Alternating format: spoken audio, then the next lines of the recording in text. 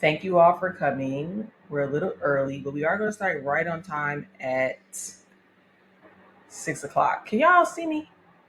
I don't know how to work this thing. Can y'all see me or can y'all see the screen? You can see the slide. Thank you, Keith. Give us a little bit of feedback. Stop sharing. How do I everyone can see the slides. Okay, but you can't see me. There's a way to do this. Here we go. Can you see me now? Can you see me now? Okay, cool. Cool. Sweet. Well, I hope you all had a great day today.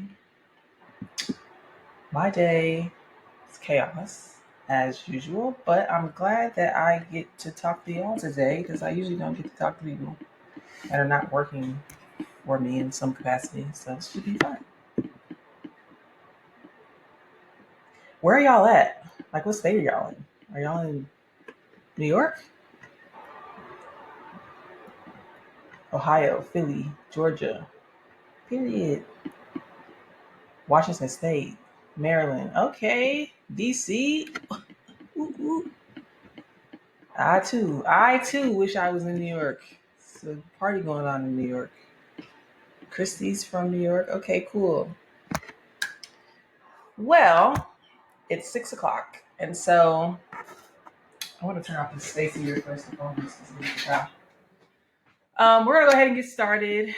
My name is Sierra. I'm the founder and CEO of Worklution Inc., which is the parent company to both Cagebird HR and Work Receipts. I'll talk a little bit about what both of those brands are, but just because of where we are in the world right now with everybody getting laid off, a lot of people are looking to entrepreneurship as an option instead of going back to another toxic job. And so many of our clients have requested like some sort of webinar or speaking thing in which we talk about like how do you actually go from employee to entrepreneur and what are the things that you should consider when you're doing so. And so I thought, well, we could get somebody else to talk about it, or I could just talk about it because I literally went from employee to entrepreneur 4 years ago now, and it's been a crazy ride. And so the presentation we're going to go over today, it's half of kind of just like stuff like paperwork and things you consider structures and things like that. But then along the way, I'll share little tidbits from my journey, which is probably what most of y'all are here for, and just like how this all came to be and things that I did and or would do differently if I could rewind the hands of time and start all over. So I'm Sierra. I'm an HR professional by degree. I have a master's in human resources. I spent 8 years in corporate America, some of the biggest brands in the world. None of which that I really applied to. I've always been recruited my entire career. Oh, it's a spelling error. Whoops. So I have a master's in human resources. I have a bachelor's of arts in political science with a concentration in pre-law. And I built myself as an entrepreneur, activist, HR professional. Our heartbeat at Worklution is to provide employees with the tools and information that they need to advocate for themselves at work and beyond. That's why we get up every day, me and the whole team, to try to provide people with the things that they need to really advocate for themselves at work. And the reason why we put and beyond is because work impacts so much of our lives. We spend, I think it's like a third of our life or something at work. And so it's an acknowledgement that the work that we're doing is not only impacting the world of work, but it's changing people's lives. And that is why we do what we do. And the way we do that is through our two brands, Cagebird HR and Work Receipts. So Cagebird is our flagship brand. I started that in January 2022. I started that after leaving I guess what you can call a toxic workplace. So when I talk about, how to think about entrepreneurship as you consider being an entrepreneur, I'll talk about, Cagebird. Anyways, Cagebird provides employees access to independent HR support all across the country. So we've taken HR out of corporations, made them completely independent, and provide guidance and strategic consulting for a myriad of issues, whether that's PIP, performance reviews, crazy toxic bosses, how to navigate that, how to understand HR policy, how HR thinks about these things, and what you can do to maximize your time at the company or an exit if you are exiting. And then October of last year, I lost my mind and started a tech company called Work Receipts. And Work Receipts is a mobile app, soon to be a mobile and web app that allows you to track what happens at work and connects you to different support services, including CageBird, right through the app. And then we have Worklution, which is the parent company of both these brands. And this is what we use for data-driven workplace reform. So we, in essence, are a data company. We collect a shit ton, a ton of data from employees all across the country. And we use that to advocate on behalf of employees at government levels, right? So because it's the largest real-time data set into the employee experience available in the United States anywhere, we feel like we should be doing some good with the information, and we use it to advocate on your behalf at state and local governments. So that's how we operate, how we save the world, pretty much.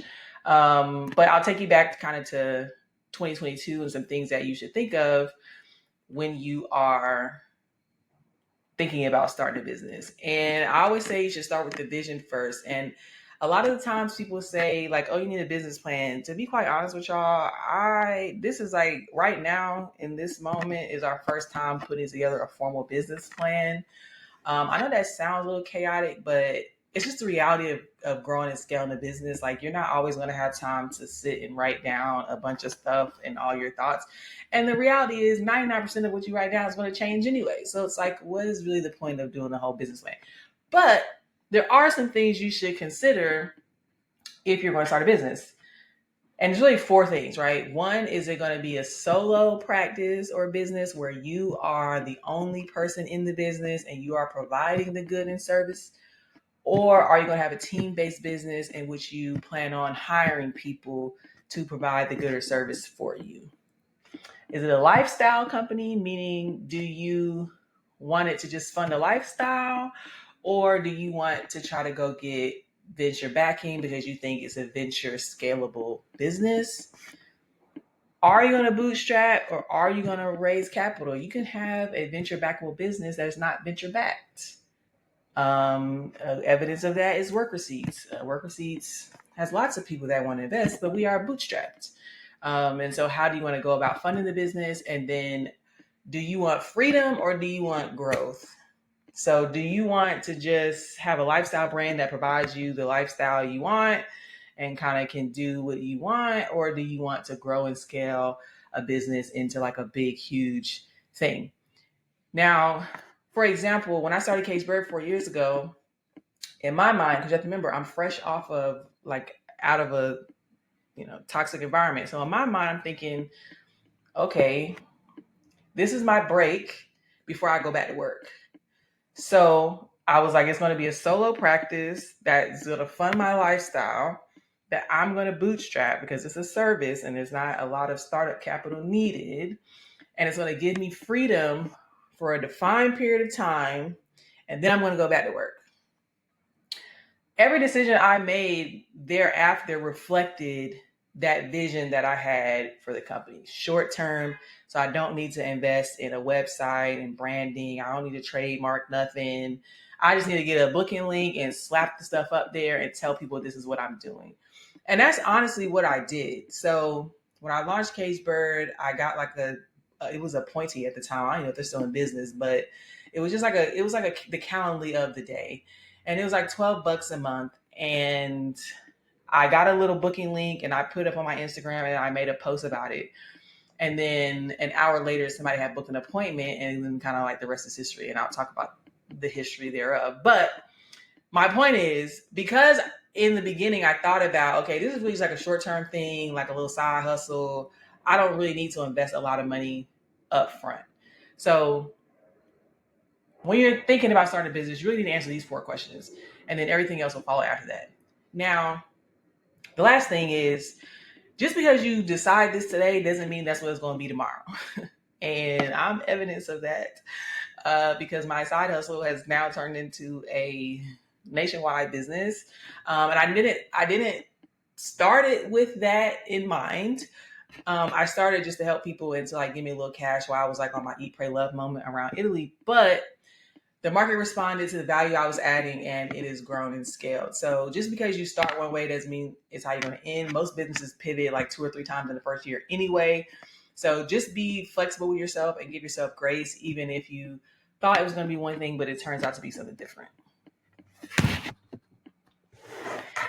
Now, I know everybody's in love with the idea of entrepreneurship, but this stuff is hard. Like, this is not a game. And so I put these here because I think it's healthy to be honest with you all around like the things that you should not, if you're in these situations, you should not maybe jump so far in the deep end to entrepreneurship. Like we probably need like a path, like a plan, instead of just, quitting my job. Now I'm going to do entrepreneurship, because that's like crazy, especially in this economy.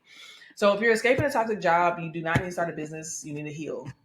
When I left my company, I left in July. I didn't start Cage Bird until January. So I had a good bit of time to just really do nothing. I was just dilly-dallying, to be quite honest with you. I was traveling. It was, my birthday and all, kind of spending money and doing stuff. But it allowed me that space to really think about what do I want my next move to be. And that's really how I thought of Cage Bird, because I was like, oh, I need to take some time off. I was fortunate enough to not really need to jump back into corporate America for money. And so I was like, oh, I'm just chill and start this thing on the side. If you don't have emergency savings, now it's not the economy to be taking all kind of wild risks. You'll mess around and be houseless out here just with the way things are and how expensive it is. So you need to have a good savings. If you haven't tested your idea, it's probably not a great idea to put a lot of money behind that. And I'll talk about this later on how to understand if your business idea is a valid idea or not. This one right here is my favorite. If you're doing it for status and not purpose, let me tell y'all something, okay? This is the hardest thing I've ever done in my life. And about 6 months after I started, I knew this is not about money no more. Because the thing about money is, once you know that you can make it anywhere. And so, you start negotiating with yourself, like, why would I put myself through all this? I could just go get a job. And maybe it's not as easy these days, but back in 2021, 2022, it was. So you really have to define, like, why are you doing this? Because there will be times when you do not want to do this no more. And if you don't have a reason other than money or some, pot of gold at the end of the entrepreneurship rainbows, I want to be famous, this and that, like all that stuff is propaganda. This stuff is hard. And so you really need to have like a passion and borderline obsession with a problem that you're trying to solve, because that's really the only thing that's going to keep you going when the going gets tough, and the going will get tough. And then if you can't handle financial uncertainty, in the beginning, you really don't know what you're doing. You don't know what you're doing. You barely know what you're selling. You're making up prices. You're just trying to figure it out. And that is a period of uncertainty. And so if you don't have like the skills to manage uncertainty, it's going to be rough for you. So I would suggest therapy. I don't know how people build businesses without being in therapy personally, but some people do it. I choose not to. I'm in therapy every Thursday at 6:00, just to deal with the uncertainty, not only financial, but just in life in general. So just some things for you to consider. Okay. So once you have, you decide you want to do this, now you need to form your business. So there's really 3 main types of business structures you can choose from. If you're going to raise venture backing, you have to do a Delaware C Corp. It's going to be really hard to find investors that's going to invest in anything less than a Delaware C, unless you do like a, angel round, just getting money from rich people who, don't really care about all the other stuff. But if you're trying to just do like regular venture, you need to do a C Corp.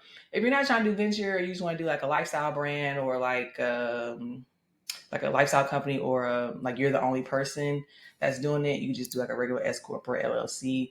I'm not going to get into all the reasons and tax and stuff, because I'm not a tax professional, but you can chat GPT it and they'll tell you what it is. You need a separate bank account.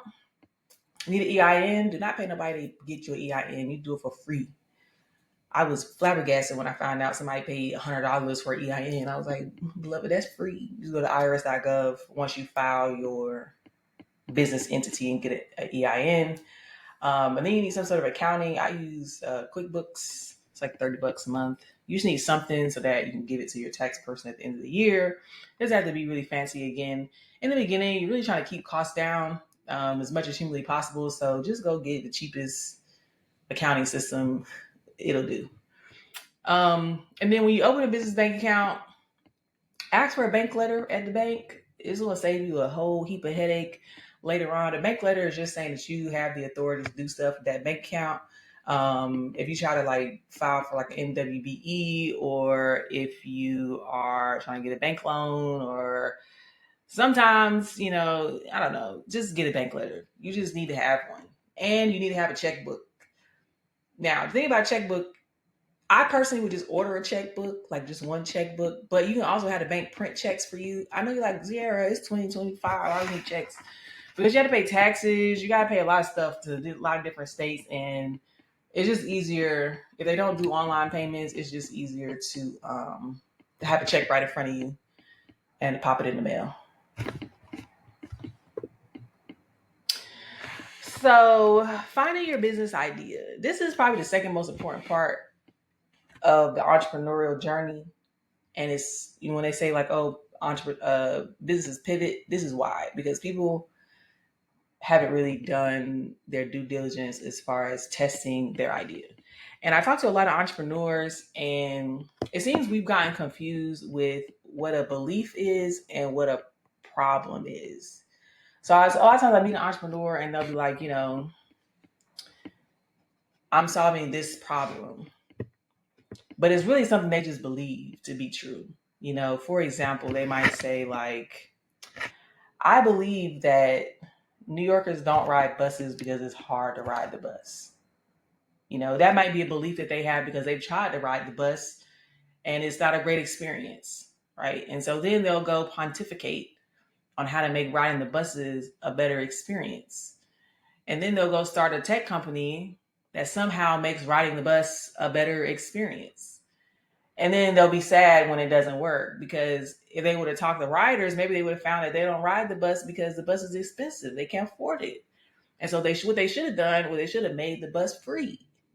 But they didn't. Instead, they turned something that they believe to be a problem, they themselves singularly to be a problem, they turn their belief into a problem without testing it. So when you're trying to solve a business problem, it's not enough to solve for the problem. You have to find a problem that people will pay to solve, right? Like there are a lot of problems in the world. Like I think it's a problem that, car washes are outdoors, because if I want to wash the snow off my car, I got to go stand in the cold and be vacuuming my car. Would I pay more to go to an indoor car wash? No, because it's not that big of a problem. So the goal is to find problems that people will pay to solve. And that's fundamentally different than just finding problems. There are problems everywhere. That doesn't mean somebody's going to pay to solve them. So when you're trying to figure out what you're going to do, or if you have an idea and you're trying to run it through this, this little thought process I'm giving you right now, first think about what you're good at. Then you need to think about what people struggle with, and then you need to confirm if they will pay to solve it. So in the case of CageBird, I've only done HR my entire career, so obviously I have the skills. I spent 8 years doing employee-facing HR in various companies. So I've talked to people. I understand, why they don't trust HR and kind of what the gaps are. But then also my entire network is other HR professionals. So I went to them and I was like, hey, look, think about doing this thing. And the thing involves this. And they're like, Sierra, listen, they're like, I help so many of my friends and family informally that if I had somewhere else to send them, I would send them there, because this is not my job. So after I talked to people, I said, okay, I'm gonna just test it. And the test was, like I said, I went and got that little booking link and I slapped it up. And then for a month, so a little known Black history fact is I actually started CageBird in January, but I didn't file the paperwork until February, because I was like, I don't want to file paperwork and have to deal with taxes and open bank accounts, and I don't even know if this is going to work.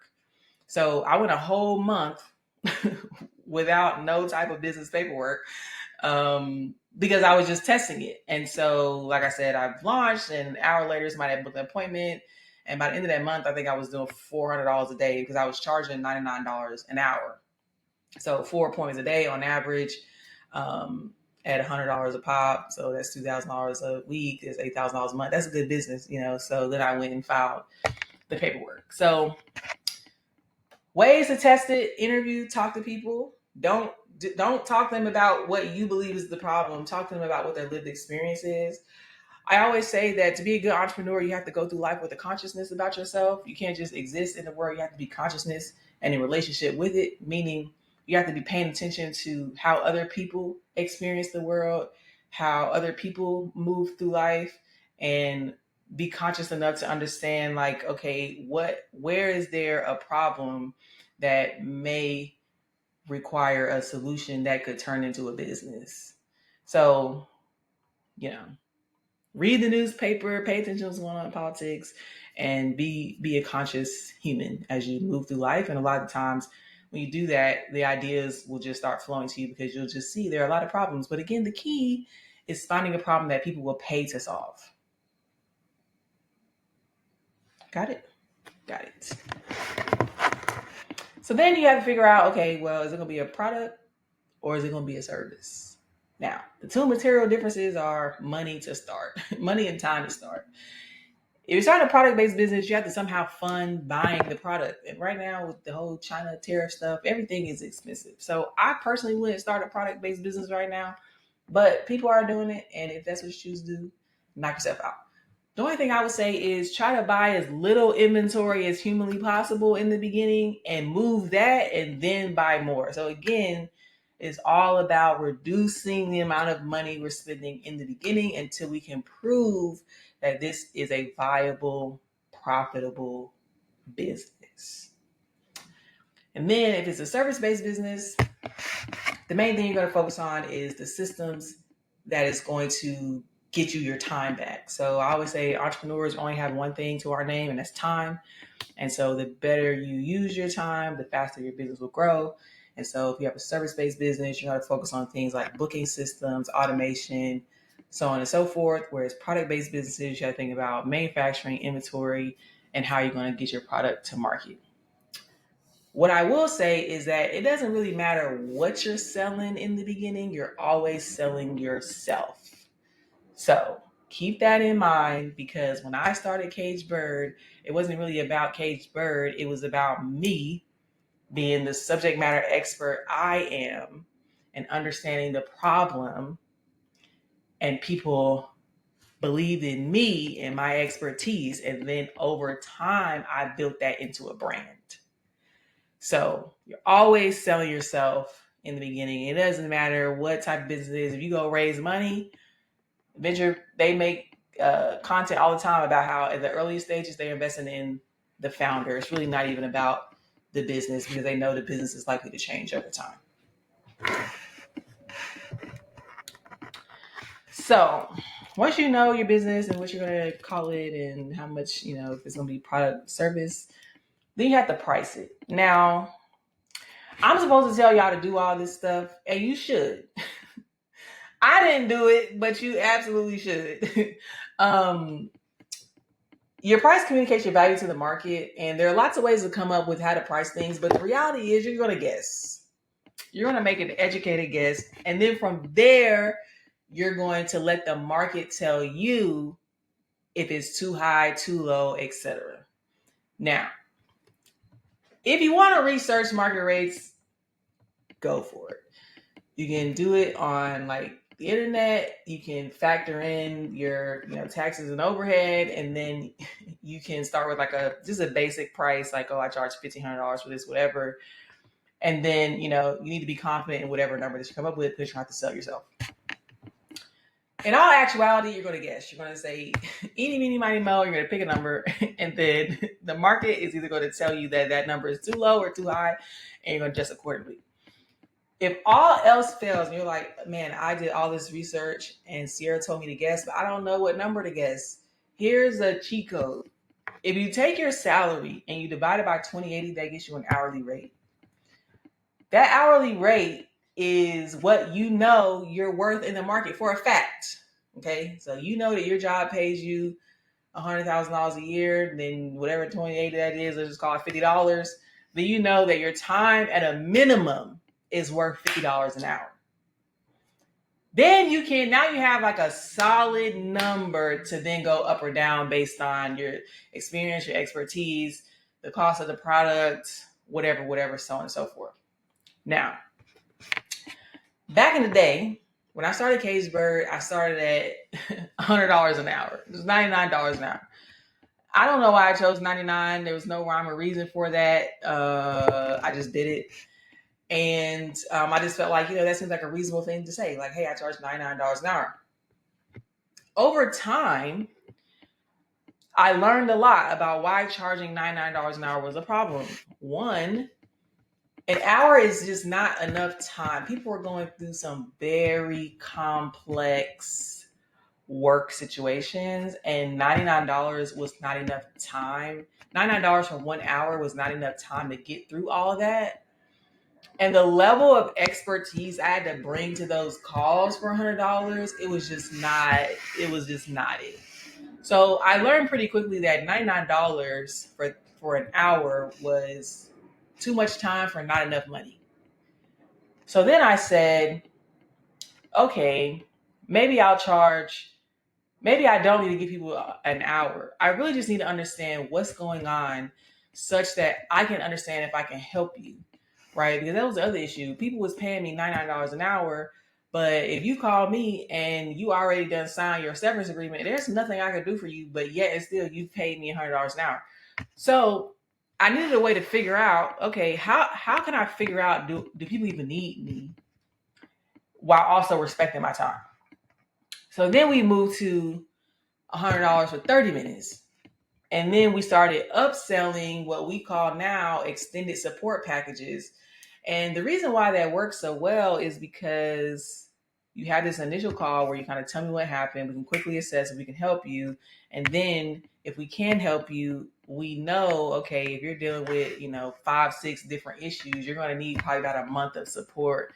And then people buy that month of support, and then we go from there. We would never have been able to do that if we were still charging $99 an hour, because the amount of hours we put into helping some people, sometimes it gets up to like 10, 20 hours. And so it just wasn't working. Anyways, I tell you this story because I guessed at what I should be charging. And then over time, I structured the business to better support customers, and we priced the value of the service somewhat accordingly. I mean, some would argue we're still not charging market rates for our services. I actually would be inclined to agree, but we don't raise prices right now because it's hard enough on people. So again, you're probably just going to guess and go from there, and that's okay. Now, your business needs a name. Short business names are good. Shorter domain names are better. Okay, gone are the days of long business names. You want to make it as easy as humanly possible. Also, I don't know if you're asking me questions. I'm not on that screen, but at the end, I'll come back. Y'all can ask me anything you want. Okay, name your business.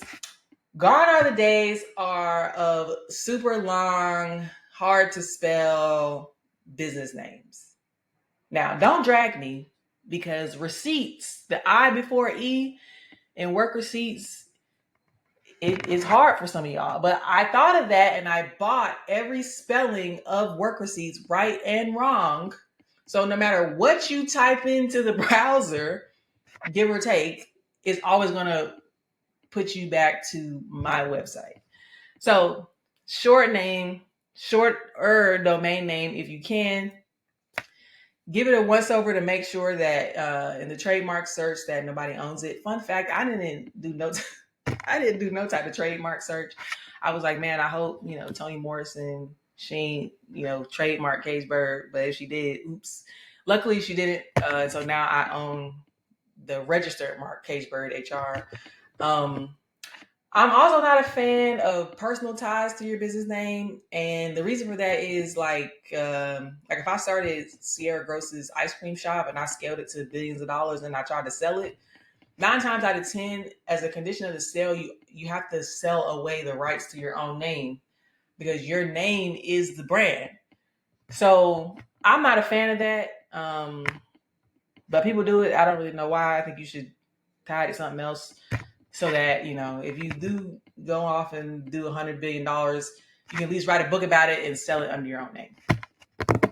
And then make sure you have room to grow beyond your first offering. I know this is hard because some people be like, oh, I want to have a tea shop. But then what if you try to sell coffee? Then what? One of my favorite brands, the Lip Bar, they started off as lips and now they're selling foundation. And I personally think that what that tells to the market is that the thing that you're actually good at is lips. Everything else is you just trying to sell me something. And I'm not interested in you trying to sell me something just to sell me something. Like I want to buy the thing that you're good at doing. So that's part of the reason why Cage Bird is not called Cage Bird Employee Consulting or something crazy like that. Because HR is broad enough that I can pretty much do anything I want to do within that umbrella. So yeah, just make sure that, it's not tied to your personal name. It's short and that it doesn't narrow you in the market as far as what you can and cannot sell and what you're telling the market about your business. So trademarks, child, I trademarked Cage Bird probably like a year after I started. Oh man, what a time. The thing that I would tell you about trademarks is there's no point in trademarking a business that isn't a business. So please make sure that you're doing at least, $50,000, $60,000 a year before you can think about trademarking. As long as you have the domain name. A domain name is separate from a trademark. So like if I trademark Cage Bird HR, but then somebody went and bought the domain name, it's really nothing I can do about it. So the main thing you do is have the domain name. And then once you have a viable business, then go back and trademark again, because we only want to invest in it when we know that it is an actual business and not just an idea.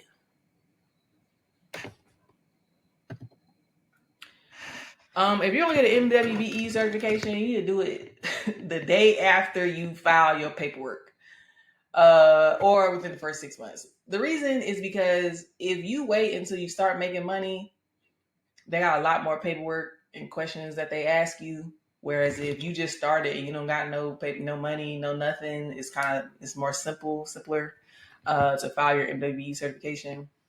And I would even go so far as to tell you to certify even if you don't think you're going to use it.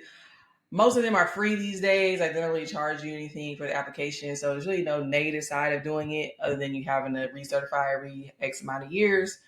But it's just something good to have, something good to put on your website. And the government always is in business, except for right now, of course. But usually the government always has money for different stuff. And so you just never know when you'll need MW certification. So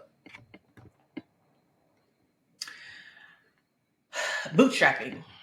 Okay, so as y'all know, all these businesses that I have are bootstrapped, meaning I don't have any venture backing. I miraculously built all this with revenue from the businesses. So Cage Bird does $1 million a year. Works is like at 170 something after a year, and all that is reinvested into the business. So I personally don't pay myself a lot of money because I have low expenses. My mortgage here is like $700. So I can go get a job at Starbucks and like pay my bills. But that's not the point. The point is, well, actually, it is a point. Keeping your expenses low helps you be able to bootstrap longer. So I used to live in New York. My rent was $2,700. I quickly realized that that's like $50,000 a year that could be going back into the business. And so I left and moved back to North Carolina where I own this house to keep my expenses low. If you don't want to lose control of your business, which is exactly what you do when you raise money, you have to figure out a different way to fund the business. With Cage Bird, because it was a direct-to-consumer brand, it took time to get to the point where we're doing the revenue and the volume that we're doing now. But I was still an HR professional by degree. So the logical thing for me to do was offer consulting services to businesses while I'm growing this business, this direct-to-consumer business. So that's what I did. people just naturally started reaching out. Companies that really believed in the work that we're doing, even though they're an employer, they still wanted to, treat people right and do right by people. And so I just started like cutting little contracts on the side, not little, but my first one was 60 grand. After that, I had one paying me $12,000 a month, and I was like just redoing their whole business, like their whole people business, and I would use that money to fund Cage Bird. Now, luckily, Cage Bird is not that expensive of a business to operate because it's all online. But at some point we invested in marketing, which was we did a big campaign in New York City on the trains, which was very successful and also cost us about 50 grand. So I use that money to market the business, to hire people, and to keep costs low so that we could reinvest the profits. I got away with doing that for about 18 months, and then when I started work receipts, a tech company is just expensive. There's just no way around it. My bills went from about $6,000-7,000 a month to well over 20 because now I have to pay somebody to build the product, so on and so forth. So once, let me see, what was it? That was July. So this July, actually, I had to put my own money up. So I put about $140,000 into work receipts to keep the business going. I did it on a loan though, so I'll pay myself back. But anyways, my point is, eventually you'll have to put your own money up. Hopefully, it's a long time. Like I got away with it for like 2 years where I had to put my own money up, which is great. But there probably will come a time where you have to put your own money up. One thing I will say about financing your own business is that, remember we talked about your business structure. So a mistake that I made was when I started Cage Bird, I started as an S corp. It's not a mistake. I didn't know. I didn't know it was going to be this whole big thing. But anyways, I started as an S corp. Then when I started Work Receipts, which is a tech AI company, it became evident that this is a VC investable business, but I needed to convert it into a C corp. When you convert it on the bank timeline starts over. So you have to be in business 2 years before you get a bank loan. So Cage Bird was in business for 2 years. Then I switched it to a C corp, which basically started the 2-year clock all over. So I was cooked. So that's why I had to put my own money up because the bank wouldn't give me no money because I wasn't 2 years old yet. And if they would give me money, it was like predatory lending type stuff. So I was like, nah, I'm good. I just put my own money up. So yeah, make sure that you have a savings. Make sure that if you don't have profits or revenue, that you keep your job. Keep your job until you do. So you don't have to deplete your savings. And then make sure you're tracking all your expenses so you can like write it off and at least try to, do well from a tax perspective. Now, the timeline. We live in a right now, today, now, right this second society, but in entrepreneurship, it's just not how things go. It takes time. It takes time to grow and scale a business. It took Cage Bird probably 15 months before we could officially say that we support people in all 50 states. That's a little bit short, but Cage Bird was just, it filled a really serious gap in the market that had not been filled in that way before. And so the speed of things just went a little bit faster. Anyway, so months 1 to 3, you're probably going to do it as a side hustle, working on the weekends, nights, after work, so on and so forth. Probably going to take you 4 months to get your first paying client. Technically, it took Cage Bird an hour, but again, that doesn't really count because it's like, okay, somebody paid you $99. Yay. Like, that's not enough to live off of. It took me 4 months to get that $60,000 contract that I signed. And that is what allowed me to really make the business go faster, right? So I use that money to invest in marketing and a website and this and that. Even though our website was ugly up until probably about 4 months ago. Which is a whole nother topic. Month 7 through 12, we're going to be testing, launching, iterating, trying to make the business as profitable as possible, learning. And then by month 2, you got to make a decision. Do you want to start? Do you want to close it? Or do you want to keep going. Now,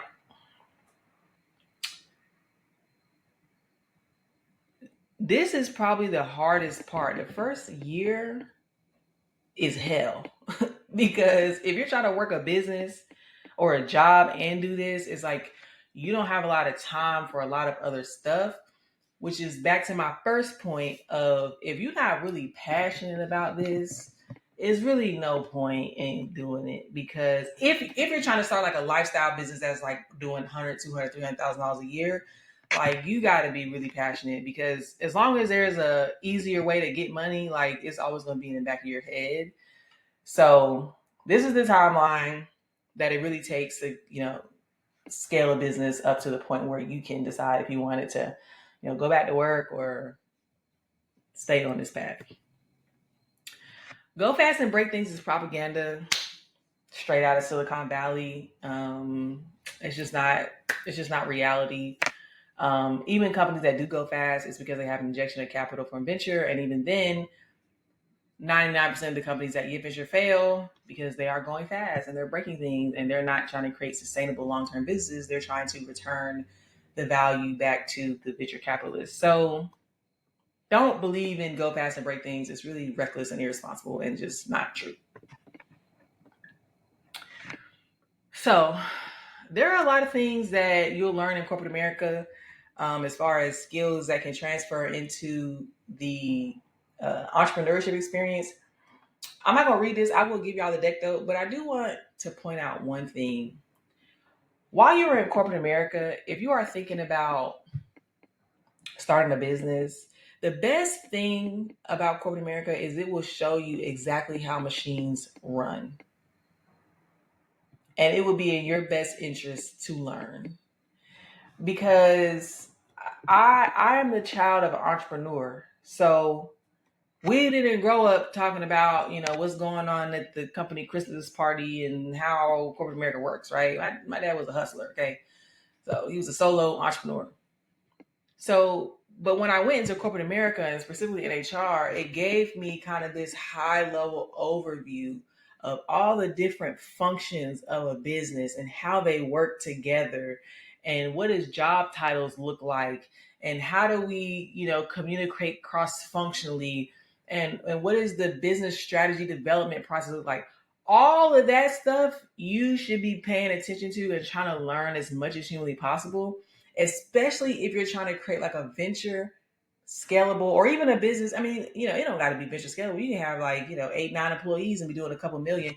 You need that structure. And so if you're in corporate America and you are thinking about, starting a business or doing like a side hustle after work, like that is the single most important thing that you can be paying attention to while you're still in corporate America is how this machine is structured so that you can replicate maybe not the culture of the machine, but the machine itself and all the different parts. So, for example, performance reviews, for example, that's just like a feedback loop. And if you have employees, you're going to have to at some point manage their performance, whether you want to or not. And so just understanding how that process works, company policies, handbooks, so on and so forth, like you just need to pay attention to how the machine works that you can try to replicate it in your own company, not necessarily the culture. Now, there are some things that are corporate America's not gonna be able to teach you. And if you don't have them, it's gonna be a rough go for you. And the first one is self-awareness. Okay. If me and somebody else was trying to build the same business, but I have the self-awareness to know and the honesty with myself to know I'm not good at this, so I'm going to go hire somebody that is. I'm going to go farther than the entrepreneur that's doing the exact same thing next to me because they're going to be trying to do everything, even the things they're not good at, and the business is going to go slower as a result. So, if you don't have a sense of self-awareness and honesty about yourself, I understand we're supposed to be delusional in building businesses and all that stuff, but you do have to have a really clear understanding of who you are as a person and the things you're good at and not good at, such that you can hire in people who are good at the things you are not good at. Communication like I said, you're always telling yourself in the beginning. And so if you're like an introvert or somebody who maybe doesn't do well in social situations, being an entrepreneur is gonna be rough. I'm not even gonna hold you because you're always selling and you're selling yourself and you're trying to convince people of stuff. You're trying to get people to see things that only you can see in your head, which is weird, but you have to do it. And so if you're not a big communicator, you need to practice. Um, Resilience, you a dog or you not. If you like to quit when stuff get hard, you might as well not even start because every day, take it from me, every day is something new. And I feel super lucky and blessed uh, that every day there's something new that I'm passionate about that I want to solve because I really do truly believe it's going to make the world a better place. But trying to, force your way through something you don't even like doing. I mean, you could have stayed in corporate America for that. So yeah, being resilient and then creative thinking, creative problem solving, critical thinking, like these are things, relationship buildings, like these are things that if you don't have, you need to invest in. Because even if entrepreneurship doesn't work out and you have to go back to corporate America, like you're going to need these things regardless. So if these are not your skill set, self-discipline, like I always tell people, like, have you ever done anything consistently for a year? No. Well, then I don't know why you think entrepreneurship is going to be that thing. Because I believe how you do one thing is how you do everything. So, work on these things if you don't have them, because you're going to need them. And if you're good at them, then entrepreneurship will be just a smidgen easier on you. So just like some other stuff that's just good business hygiene, written contracts, every engagement, and I do mean everyone. I had my brother do some work for me. I had that man sign a contract. I don't even play like that. DNA does not mean you do not have to sign this paper. Just to safeguard your business and the things that you protect. Make sure you're tracking expenses. Like I said, with QuickBooks, just link the credit card or whatever to QuickBooks, and it kind of does everything for you. Make sure you're paying your taxes quarterly and maintain your separate business records. Again, how you do one thing is how you do everything. Clean businesses run smoother. Organized businesses run smoother. It's easier to hire people into organized and clean businesses. And so if your business is not together, you're going to get it together and keep it together. And finally, everybody needs somebody. Building alone is crazy work. You need to get a buddy, a pal, somebody. Maybe not your partner because that can really get intense sometimes. But my best friend runs a business herself, and that's kind of like my somebody that I have. Plus a ton of other founders. Like other founders, man, they gonna get you through some shit with these companies. So the quicker you can get into like founder networks, or just having like somebody that you trust that you can brainstorm with and talk to stuff about, it's gonna make a world of difference. Because trying to do it alone, especially if you silly like me and building multiple things at the same time, albeit things that work together, but it can just get really, really lonely and hard and frustrating and stressful. And so having somebody to talk to about it is everything. And with that, we got like 12 minutes. So I will shut up, or maybe not shut up, but I will, yes, the deck will be shared. I'm going to go through and answer these questions. Let me scroll down. If you haven't, let me do this. Hold on. There we go. Yes, I'll email the deck to you all, Kia. Where did the question go? Hold on. Okay, what if you have an idea that targets a problem, but you're not a subject matter expertise in that area? How do you build credibility so that customers will trust you? Honestly, most people who build businesses that are not subject matter expertise, they have co-founders who are subject matter experts who help them. So that's kind of like a cheat code. In this day and age, with how we live in society with social media and everything, trying to create subject matter expertise, it's gonna be rough. It's gonna take you a long time. So I think the shortcut to that is just get a co-founder. But co-founders come with their own set of drama. If you do get a co-founder, make sure that everybody earns their equity over time. It's not like one big gap in the beginning. Yeah, so I personally would not. I personally would not start a business where I'm not a subject matter expert in it, me personally. But if I did, I would have a co-founder to help me out. She's asking for case studies. For a service-based business, how do you avoid the risk? The client may say they feel they didn't get the value they paid for. I want a refund. Yeah, we deal with that all the time. Not all the time. Let me stop. I think Caseburg, we probably get probably 7-8 chargebacks a year. And we solve for that by over communicating. And the over communication comes through automation. So it's not something that I'm depending on humans to do, right? Like if somebody disputes something, I could go to the website and screenshot where it says there are no refunds, or I can send them the receipt where they paid for the service, and then I can send them like their call history with us. I can show like all the times they had appointments. The calls are recorded, so I can probably the transcripts. I think in a service-based business, it's just a part of it. There's really no way around that. The only thing you do is set yourself up so that if people do dispute the charges, that you can at least fight back. We have a policy like if we done wrong, then we're gonna do right. So you don't have to really dispute it. We'll just do the right thing. But in the event that people charge back and it's just like some scammy stuff, we just block them from ever like booking ever again. So like we'll just mark you as like do not support in the system, and then if you ever try to book a call with us again, it'll automatically cancel it and give you your money back. So that's one way, but I mean, in a service-based business, like there's just no way around it.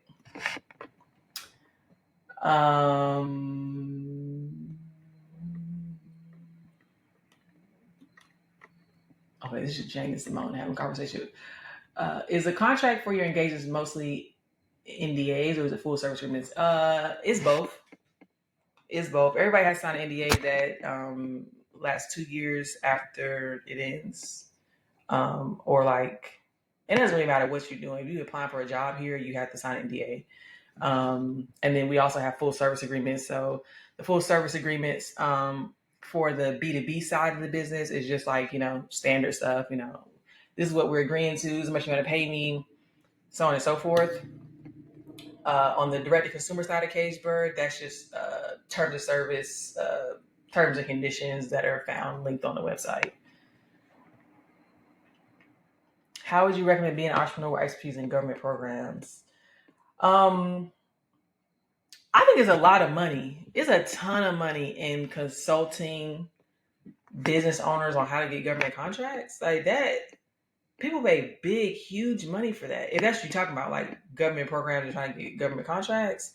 I got around it by my best friend who runs a business. All she does is government contracts. Her whole business is government contracts. And so now we are going on no contracts together. So I kind of like got around having to know how to do it myself because she does it. But in the beginning, like you're going to be selling yourself, right? Like you're going to be selling your expertise in doing this. And GovTech, like government technology, is huge. So finding startups that are based off or in the GovTech industry, you could sell them kids anything because they don't know. So yeah, I would try to find like GovTech startups and either try to work with them on a cash basis, or you can try to get them to let you be an advisor to the business where you actually earn equity. How did I find accountants and lawyers? I feel like identify the right sources in the challenge.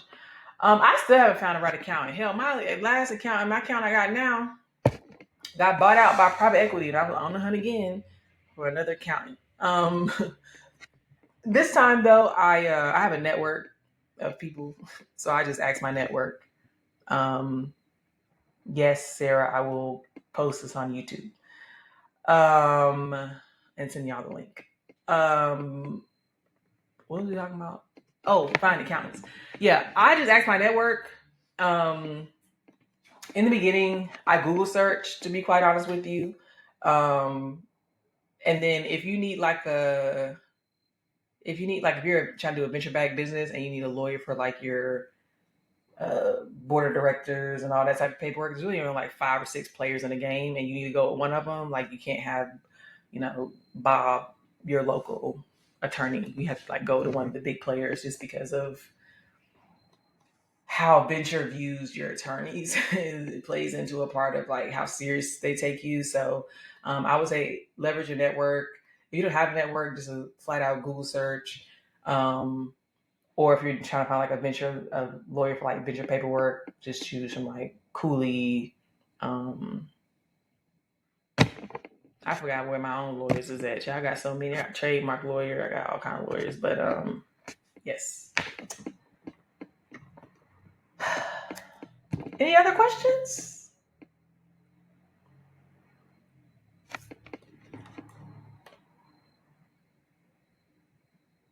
What if people in your network really want to offer your new business some services for free? I don't believe anything is free in this world. And depending on what the business is, people might, you just don't want to be arguing with people down the line, especially if it's like some equity involved. Like people might, oh yeah, they did it for free, but no, actually, I thought it was for equity. People crazy. So it don't have to be a full deep dive like service agreement, but just have them sign a little something, something, just to protect yourself. Or even like an email. It doesn't have to be an agreement. You just have like a little email just agreeing, like, hey, just to be clear, this is what you're going to do. You're not expecting compensation, so on and so forth. And then like file that away somewhere. But people offer me to do free stuff for my business all the time. They want to work for me for free. They want to volunteer. They want to do this, want to do that. And I just don't. I feel like I need to be paying people for their work, unless you're like an intern. But even then, it's like I feel like I should be paying interns. So hopefully that's helpful.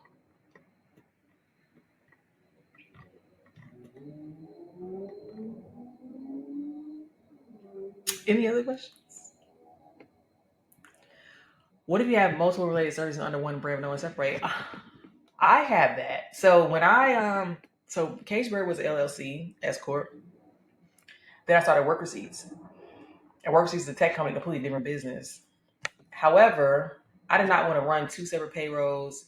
I didn't want to run. I didn't want to have like multiple sets of taxes, and most importantly, I needed to be able to move people to either brand without paying them anything different, right? So instead of I did technically legally close Cage Bird, but when I started Worklution, so Worklution is a parent company, and Work Receipts and Cage Bird exist as DBAs under Worklution, which allows me to have one bank account. And then for my accounting, what you can do in the books is you can create a class, a DBA, doing business as, yes. What you can do in accounting is you create classes, and that's how you can separate out revenue and expenses based on a class. And so when you go to QuickBooks, you can run your P&L or your income statement off of the CageBird class. And that's how I can see, of all the revenue I'm bringing in, how much of that is from CageBird and how much of that is from Work Receipts. So you could do it as a DBA, which means you don't have to have two separate bank accounts and all that different stuff. The only thing about that though is that you're consolidating risk. So like if somebody had an issue with Work Receipts and we had to go to court, they would also, like, Cageberg would also be included in that. But honestly, it's all the same thing. Like Cageberg is really just a brand at this point. So yeah, it depends on how much risk you want to take and how much you want to expose yourself, how much you want each parts of your business to be exposed. Curious about your thoughts or experience on getting any grants as an early stage small business. I didn't get not a grant. Can you believe that? I don't know why I did this whole thing on hard mode. I didn't try to get a grant, a loan, nothing. I was just trying to thug it out. Yeah, I couldn't tell you how to get a grant because I ain't got one. I went to one pitch competition, and that's a pretty solid way to win prize money, startup capital for your business. But a lot of people try to get those. And by the time I actually started doing pitch competitions, like I think when the time I did that pitch competition, we was at like $300,000 in revenue, and the girl was like, "Why are you here?" And I was like, "Because it wasn't no revenue cap. What you mean?" Like, and I was really just like trying to get a bridge, but we didn't end up needing it anyway. But um, yeah, like if I had to do this all over again, there were so many things I would do differently. Like I literally playing on hard mode, and I don't know why. I think it's just I was maybe just frustrated on I mean, not frustrated, focused on the business in and of itself, and not like on all the other like rah rah rah stuff. So yeah, I couldn't tell you how to get it correct because I haven't got one.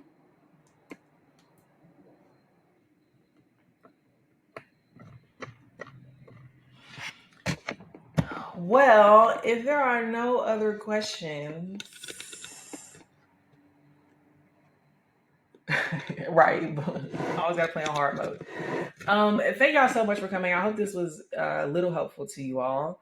I will create a link for you all to watch this back as many times as your heart so desire. Um, December 15th, hot off the press, Work Receipts 2.0 will relaunch with new branding and everything. I'm so glad to hear that, Sarah. I hope you all use Work Receipts. And thanks so much for coming.